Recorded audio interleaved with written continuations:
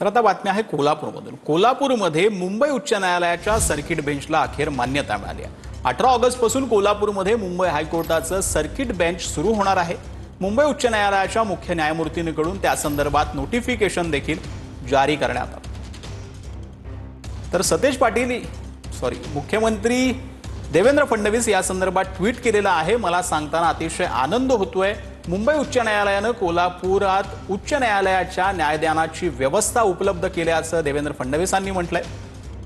त्यासोबत अशी जी व्यवस्था आहे ती करून दिलेली आहे। याबाबतचं राजपत्र सुद्धा प्रकाशित करण्यात आलं असून 18 ऑगस्ट 2025 पासून ते लागू होईल असं देखील देवेंद्र फडणवीस यांनी सांगितलं। कोल्हापूर, सातारा, सांगली, सोलापूर, रत्नागिरी आणि सिंधुदुर्ग या 6 जिल्ह्यांसाठी ही व्यवस्था असेल। त्या भागातील नागरिकांची ही फार जुनी मागणी होती।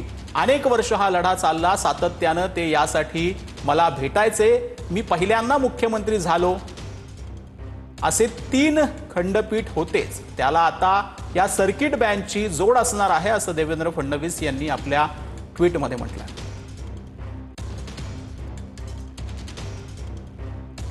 तर भारताचे सरन्यायाधीश भूषण गवई, महाराष्ट्राचे मुख्य न्यायाधीश आलोक आराधे जी यांचे अतिशय मनापासून मी आभार मानतो असं देखील मुख्यमंत्री देवेंद्र फडणवीस यांनी म्हटलंय।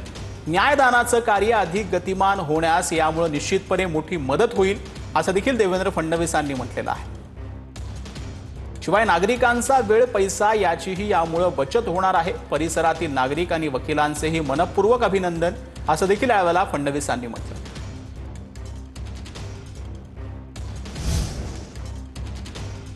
सर्किट बेंचची सुरुवात आता 18 तारखेपासून कोल्हापूरमध्ये होतोय। मला मनापासून देशाचे सरन्यायाधीश आदरणीय गवई साहेब असतील आणि या प्रक्रियेमध्ये असणाऱ्या सर्व या निर्णयापर्यंत आणण्यासाठी ज्यांनी सहकार्य केलं त्या सर्वांचं मनापासून मला धन्यवाद द्यायचे। विशेष करून हा लढा कोल्हापुरातल्या वकिलांनी कायमपणे तेवत ठेवला।